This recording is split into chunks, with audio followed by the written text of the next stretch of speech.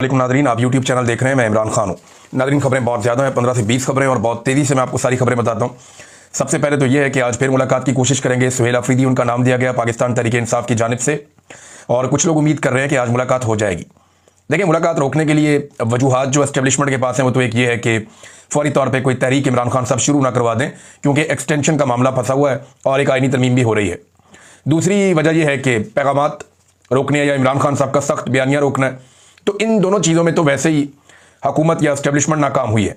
इमरान खान साहब का अब तक का सबसे सख्त ट्वीट उर्दू और अंग्रेजी दोनों ज़बानों में आ चुका है, और ये उनका बयानिया जो है वो एक दिन पहले आ गया। उन्होंने अपनी बहन के जरिए से जो मंगल वाले दिन सारी सूरत हाल बताई और जो बातें उन्होंने की वो नहायत सख्त थी। इसमें उन्होंने आसिम मुनीर साहब को ज़हनी मरीज भी करार दे दिया, और उन्होंने बताया कि बहुत जालिम है और किसी डिक्टेटर ने इतना जुल्म नहीं किया जितना आसिम मुनीर ने किया, और ये अपनी कुर्सी के लिए किसी भी हद तक जा सकते हैं, और जो कुछ भी पाकिस्तान में जुल्म और ज्यादती हो रही है इसके पीछे जो फर्द वाहिद है वो आसिम मुनीर इमरान खान साहब ने करार दिया। और दूसरा, जो सुहेल अफरीदी साहब को पैगाम पहुंचाना था वो पैगाम भी इमरान खान साहब ने पहुंचा दिया।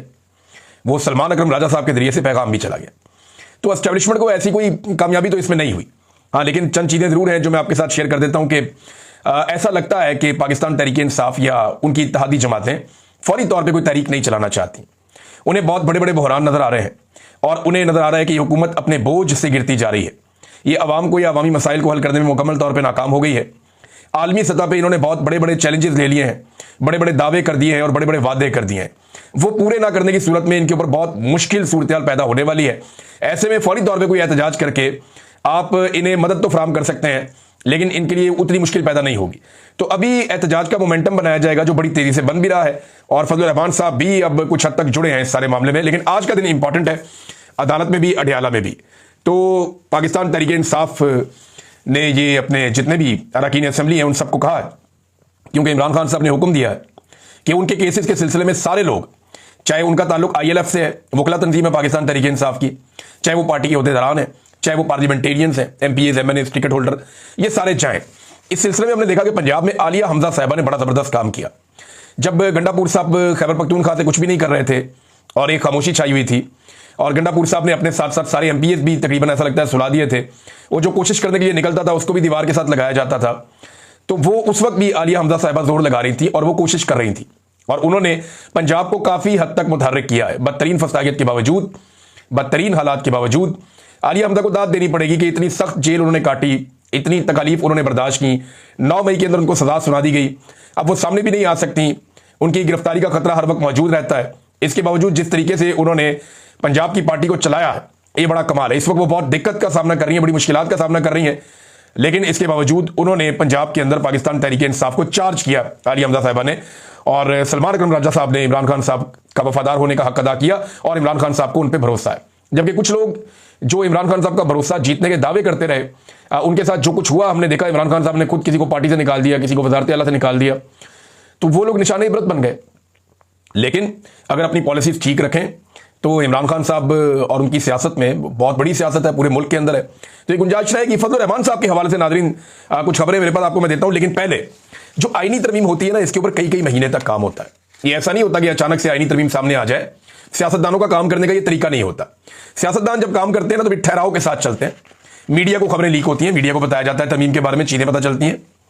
इसी तरह से सोशल मीडिया के ऊपर चीजें आती हैं, डिस्कस होती हैं, वकला के सामने चीजें जाती हैं, सिविल सोसाइटी के सामने चीजें जाती हैं, टेक्नोक्रेट्स के सामने चीजें जाती है। बड़ा बहस मुबाहिसा होता है, कई महीनों तक ये चीजें चलती हैं। यूनिवर्सिटीज में, प्रोफेसर में ये बड़ी डिस्कशन होती है। आईनी तरमीम ऐसे हवा में नहीं हो जाती। तो जब बड़ी लंबी चौड़ी एक डिस्कशन होती है तो उसके नतीजे में एक आईनी तरमीम के खदोखाल सामने आते हैं, और ये कई कई महीनों तक, 8-8, 9-9 महीनों तक ये मामला चलते हैं। जैसा कि 18वीं आईनी तरमीम एक बड़ी कंप्रीहेंसिव आईनी तरमीम थी, वो सियासतदानों ने मिलकर की थी, तो बड़ी लंबी उसके पीछे डिस्कशन और स्ट्रगल थी। ये जो तरमीम जिस तरीके से 26वीं आई है और जिस तरीके से 27वीं आ रही है, इसे पढ़ने से या देखने से अब तक जो चीजें सामने आई उससे ये लगता है कि ये एजेंसियों के काम करने का तरीका है। ये सियासतदानों के काम करने का तरीका नहीं है। एजेंसियों के काम करने का तरीका ये है कि 11th आवर में अचानक चीजें सामने लाई जाती हैं और सियासतदानों को हाँक के इकट्ठा किया जाता है कि ये काम कर दो, और ये हर दौर में एजेंसियां ये करती रही हैं। तो ये जो 27वीं आईनी तरमीम है जिसे हुकूमत अपने खाते में ले रही है पाकिस्तान की मिलिट्री एस्टेब्लिशमेंट के कहने के ऊपर, ये उन्हें पता भी नहीं है इसका। एक और गवाही आ गई है, यानी मुस्लिम लीग नून और वफाकी काबीना में 27वीं आईनी तरमीम पर कोई मुशावरत नहीं हुई। ये कौन कह रहा है? फेडरल मिनिस्टर है। कैसर अहमद शेख साहब पीएमएलएन से इनका ताल्लुक है, नवाज शरीफ के बहुत पुराने साथियों में से एक है। वो ये फरमा रहे कि हमारे बीच में तो इसकी डिस्कशन ही नहीं हुई, तो फिर ये आई कहां से? इसकी डिस्कशन कहीं और चल रही थी। मैं आपको कई मरतबा बता चुका हूं कि कई कानूनी दिमाग अस्करी दिमागों के साथ मिलकर एक मखसूस दफ्तर में लंबे अरसे तक इस तरमीम के ऊपर काम करते रहे। इसके ऊपर बार बार इजलास और मुशावरत होती रही और ऊपर रिपोर्टें भी भिजवाई जाती रही। और जब ये फाइनल हो गया, इसका ड्राफ्ट, सारी चीजें मुकम्मल हो गई, तो फिर हुकूमत को बताया गया कि गेट रेडी, आपको 14 नवंबर तक ये पास करनी है। 14 नवंबर की तो एक डेडलाइन दी गई है, हो सकता है ये एक हफ्ता और आगे चली जाए, लेकिन कोशिश ये है कि 14 नवंबर तक पास करवाई जाए। तो ये सियासतदानों का तरीका नहीं है, ये एजेंसियों का तरीका है जिस तरीके से ये तरमीम लाई गई। अब जरा आप नंबर गेम्स पे नजर मारें तो आपको कुछ चीजें पता चल जाएगी। हुकूमत को जो नंबर चाहिए कौमी असेंबली में इस तरमीम को पास करने के लिए, 2 था अक्सरियत, वो 224 का नंबर है। 224 बंदे उनको कौमी असेंबली में चाहिए, लेकिन उनके पास इस वक्त पाकिस्तान तहरीक इंसाफ की मखसूस नशिस्तें मिलने के बाद 237 का नंबर है। यानी अभी भी उनके पास 13 बंदे ज्यादा हैं, 13 एमएनए ज्यादा हैं। बड़े आराम से वो ये तरमीम पास कर लेंगे। फिर सेनेट में जो उन्हें नंबर चाहिए वो 64 है, जबकि हुकूमत के पास इस वक्त जो नंबर मौजूद है वो 61 है। अब हुकूमत को 3 जेयूआई या एएनपी के सेनेटर्स की हमायत दरकार है। यानी एएनपी के एमएल वली खान साहब हैं, वो सपोर्ट कर दें, को 2 बंदे फजल रहमान साहब की पार्टी से सपोर्ट कर दें। तो फजल रहमान साहब ने तो इस पर सख्त स्टेटमेंट दिया। उन्होंने थोड़े दिन पहले डार साहब कह रहे थे कि हमें 26वीं हजम नहीं हो रही, हम 27वीं कहां से लेकर आएंगे। फिर अचानक से 27वीं सामने आ गई। फिर फजल रहमान साहब ने कहा जो कुछ चीजें सामने आई हैं वो चीजें तो आइन का बेड़ा गर्क कर देंगी, तो हम इसमें नहीं मानेंगे। फिर फजल रहमान साहब ने अपना एक पुराना स्टेटमेंट दोहराया जो उन्होंने 26वीं आईनी तरमीम के वक्त भी कहा था कि इस हुकूमत के पास मैंडेट जाली है, इसे किसी आईनी तरमीम का हक हासिल नहीं है। लेकिन उसके बाद फिर उन्होंने उसी हुकूमत को जिसका मैंडेट जाली था सपोर्ट करते हुए 26वीं आईनी तरमीम पास करवा दी थी। अब 27वीं आईनी तरमीम पे फजल रहमान साहब सेम वही अल्फाज बोल रहे हैं। देखते हैं कि इस मरतबा वो हुकूमत की मदद कैसे करते हैं और उसके लिए क्या बहाना तलाश करते हैं, क्योंकि हमेशा फजल रहमान साहब ने सहूलतकारी की है और वो सहूलतकारी करते चले आए हैं। हमेशा कभी भी उन्होंने हुकूमत को या एस्टेब्लिशमेंट को मायूस नहीं किया, ये उनका एक पुराना तरीकाकार है। अच्छा, एक और चीज मैं आपको बताता हूं, जितनी भी पाकिस्तान में आईनी तरामीम हुई है अभी या कानून साजियां हुई हैं या जितने भी इकदाम उठाए गए हैं हुकूमती सतह पे, खारजा पॉलिसी में ले लें, दाखिला पॉलिसी में ले लें, इन तमाम चीजों का जो महवर है ना, जो उसका जो सेंटर ऑफ ग्रेविटी है जिसके गिर्द ये सारी चीजें घूम रही हैं, वो इमरान खान। गौर कर लें आप। यानी जिस लेवल पे ये वादे और दावे करके आ गए अमेरिका के साथ और अपने मगरबी आकाओं के साथ, उनके पीछे जो खौफ है वो इमरान खान है कि भाई पाकिस्तान में इमरान खान ऐसी तैसी फेर देगा अगर हमें ये बैरूनी सपोर्ट ना मिली। तो इस बैरूनी सपोर्ट को लेने के बाद मिलिट्री एस्टेब्लिशमेंट अपने अंदर ये खबर फैलाती है कि अमेरिका का भी ये हुक्म है और हमें ये करना पड़ेगा वरना हमारी तबाही हो जाएगी। लिहाजा वो सबको मनावनू लेते हैं और फिर वही कार्रवाई डालते हैं जो उनके दिल में होती है। लिहाजा जो कुछ भी आप देख रहे हैं इसमें इमरान खान साहब का खौफ है कि जनाब इमरान खान साहब से इनको खौफ है और उस खौफ की वजह से ये सारे इकदाम उठाने पर मजबूर हैं। हर दरवाजे पर ये सजदा रेज होने पर मजबूर हो चुके हैं। हर जगह पे जाके झूठ बोलते हैं, कभी कानून साजियां करते हैं, कभी आईनी तरमीम करते हैं, लेकिन जो भी करते हैं इमरान खान के खौफ से करते हैं। इनको अल्लाह का खौफ होना चाहिए, अल्लाह से डरे और वो चीज करें। देखिए जो पीएमएलएन और पीपल्स पार्टी भी कर रहे हैं ना मिलकर, एक बात आप ज़हन में रखिएगा कि ये अपने पांव काट रहे हैं, अपने पांव पे कुल्हाड़ा मार रहे हैं। ये जिस शाख पे बैठे हुए हैं उस शाख को काट रहे हैं। ये पार्लिमान को कमजोर कर रहे हैं। हर सियासतदान की ताकत पार्लिमान से आती है, ये पार्लिमान को कमजोर कर रहे हैं। हर सियासतदान जो है वो अवामी मैंडेट के साथ आता है, अवाम उसकी ताकत होती है। ये वहां पे भी अपनी ताकत को कमजोर कर रहे हैं, ये डिक्टेटर्स को मजबूत कर रहे हैं। मिसाल के तौर पे यहां पे एक तजवीज है, मैं आपके सामने रखता हूं। ये जनाब तजवीज साबिक अटॉर्नी जनरल अशतर साहब, ये पीएमएलएन के भी हैं और बहुत करीब है एस्टेब्लिशमेंट के भी। उन्होंने फरमाया, ये जियो न्यूज के मुताबिक, ये जो आर्टिकल 243 है जिस पे कोई बात नहीं कर रहा, क्यों नहीं कर रहा आगे चल के बताता हूं। आर्टिकल 243 में तरमीम के हवाले से तजवीज दी है कि एक चीफ ऑफ डिफेंस स्टाफ होना चाहिए, एक ऐसा ओहदा होना चाहिए जिसके नीचे तमाम फोर्सेस के इदारे हों। इस जुमले में बड़ी लंबी कहानी है।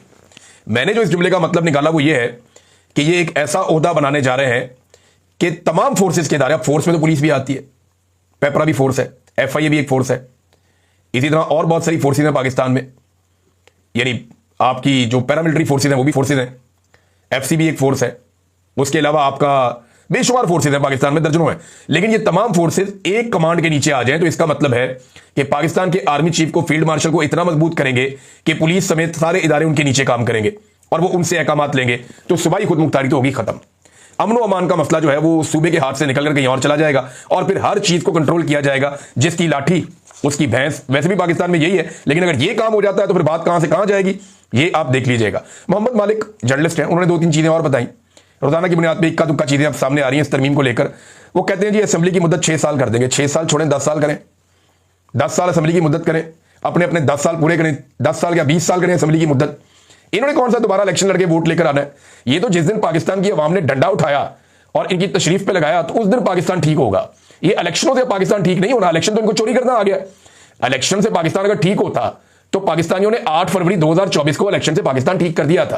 पाकिस्तान की अवाम ने पाकिस्तान की एस्टेब्लिशमेंट के माथे पे शिकस्त लिख दिया था बड़ा बड़ा करके, और जब तक ये रहेंगे वो शिकस्त इनके माथे पे पड़ी जाएगी, साफ नजर आती है। लेकिन हुआ क्या? वो माना ही नहीं गया इलेक्शन। तो इलेक्शन आप 10 दफा करवाने, रिजल्ट वही आएगा। 6 साल बाद क्या 60 साल बाद करवाने इलेक्शन?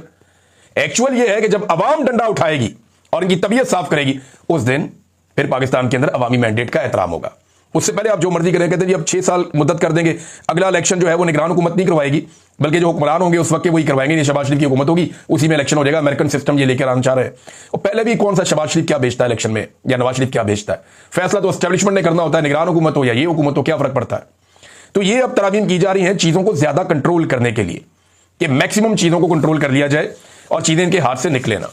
अच्छा, एमन वली खान ने एक बड़ा इंटरेस्टिंग स्टेटमेंट दिया, मैं आपको पढ़ के इसलिए सुनाना चाहूंगा कि ये स्टेटमेंट अगर पाकिस्तान तहरीक इंसाफ का कोई बंदा देता तो दहशतगर्दी में अंदर हो जाता। यानी बड़ा आम सा स्टेटमेंट देते हैं अहमद जवाद साहब। ये बड़े मोतदल आदमी है, बड़े अच्छे इंसान है, और इनकी तहरीर में बड़ी शाइस्तगी भी होती है, अक्सर मैं कह रहा हूं। और ये साबिक नेवी ऑफिसर है, साबिक पाकिस्तान तहरीक इंसाफ के सेक्रेटरी इत्तलात भी रहे हैं। अब उन्हें साइबर क्राइम एजेंसी ने गिरफ्तार कर लिया। यानी हर आवाज को दबाने की कोशिश की जा रही है जो फस्तायत और जबर के खिलाफ उठती है, और इंसानी हकूक के लिए जो आवाज उठती है उसको अब दबा लो, पकड़ लो, गिरफ्तार कर दो, अंदर डाल दो।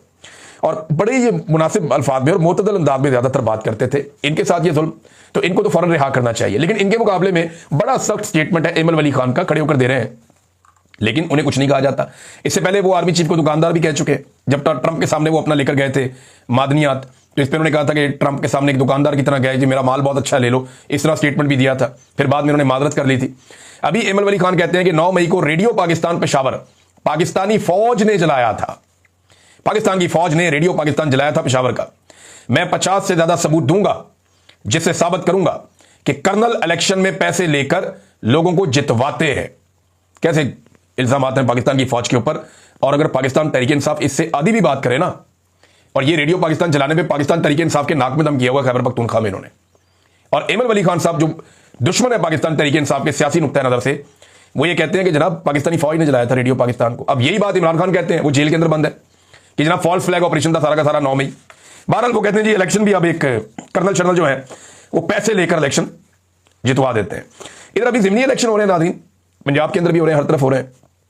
पाकिस्तान तहरीक इंसाफ ने तो कई जगह बाइकआउट किया है, लेकिन फिर भी उम्मीदवार तो खड़े हैं इलेक्शन में।